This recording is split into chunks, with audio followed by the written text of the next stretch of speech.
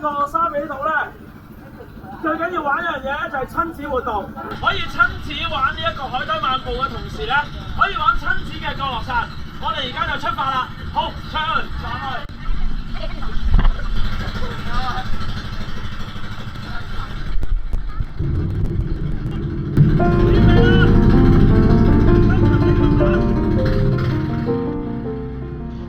玩呢個親子降落傘呢，小朋友嘅高度限制呢，大概應該係1米左右度啦。而成年人呢，亦都要注意下自己有冇心血管嘅疾病啦，有冇懷孕啦。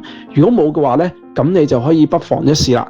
飛到上去離海面10米嘅高度，慢慢欣賞下呢一個沙巴嘅海島風情啦。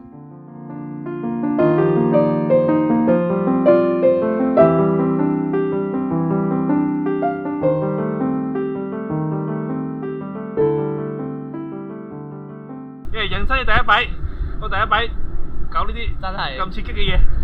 哇！人生第一次玩傘啊，正，體驗唔錯，幾好幾好嘅，冇想象中咁驚，大家可以試下，真係可以試啊！真係。係啊。唔好話自己位高就唔敢玩啊！錯，呢個機會難得啊，真係一定要試。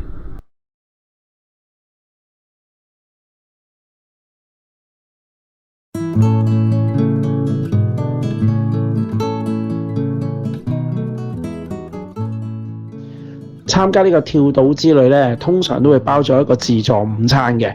食物方面呢，一般都係以馬拉特色為主啦，會有炒粉麵啦，會有沙爹串燒等等啦，味道都唔錯㗎。食飽之後呢，咁我哋就可以繼續進行其他嘅水上活動㗎喇噃。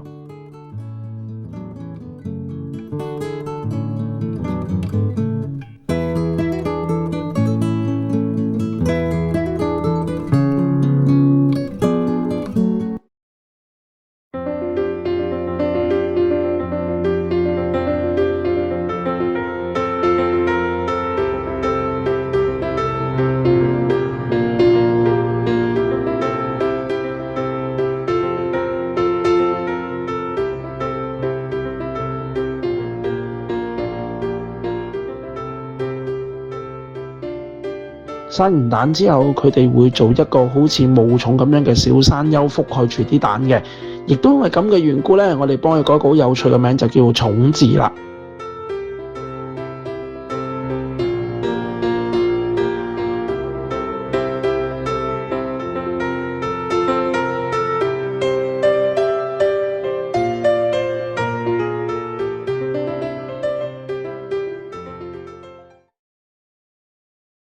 哇！我哋嚟到沙巴，除咗住酒店之外呢，其實仲可以多一個考慮呢，就係揾啲homestay 嚟居住嘅。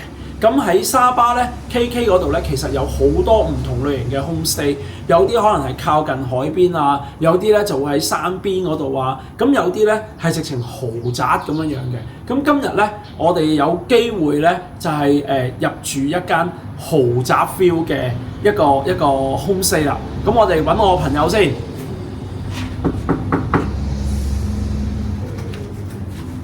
喂，康哥你好，好，歡迎，請入嚟。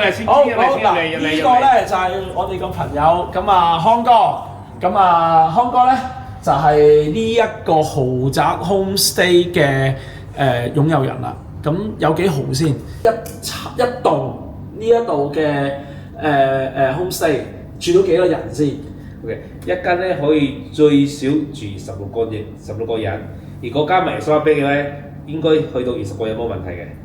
一次過住20人，咁你點收費法？哦，我哋收費係一次性，即係話唔計人頭。唔計人頭，成間屋計。成間屋嚟計啦。好啦，咁講實際問題啦，20人嚟住，你點收佢錢先？點樣收費嘅？其實我哋呢度收費咧係800馬紙，800馬紙一晚。一晚。然之後清潔費我哋有另外收250馬紙。250馬紙，即係11啦。1050啦。1050。OK， 所以我哋嘅呢度我嘅清潔費咧唔係每晚收費嘅。一次性。我嘅係一次性，即係講，比如你3日2夜又好，你4日3夜都好，我都係一次性嘅清潔費。哇！即係越住得長咧，越着數喎。啱，冇錯。係嘛？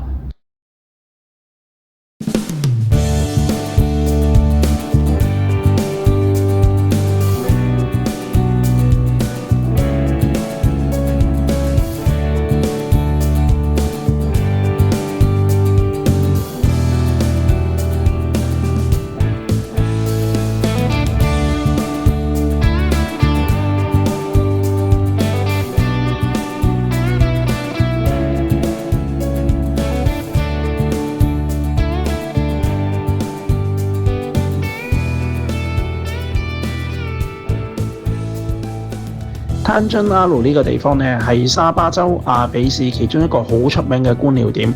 一般喺呢一度要揾30到40種嘅雀鳥呢，都唔係咁難嘅事。不過記住，觀完鳥之後呢，一定要留喺度呢，欣賞埋沙巴州最靚嘅日落景色先得㗎。嚟到亞比，你要品嚐最地道嘅美食呢，你就一定要嚟呢個東海岸嘅大排檔。呢個大排檔嘅特色之一就係集合咗好多唔同地區嘅美食，你可以喺呢一度飲到廣東嘅燉湯啦，又可以食到馬拉嘅炒麵嘅，而且一路食一路你可以感受到南洋嘅風情嘅，因為佢呢度係冇冷氣嘅，大家一路流住汗一路試下馬拉嘅風味啦。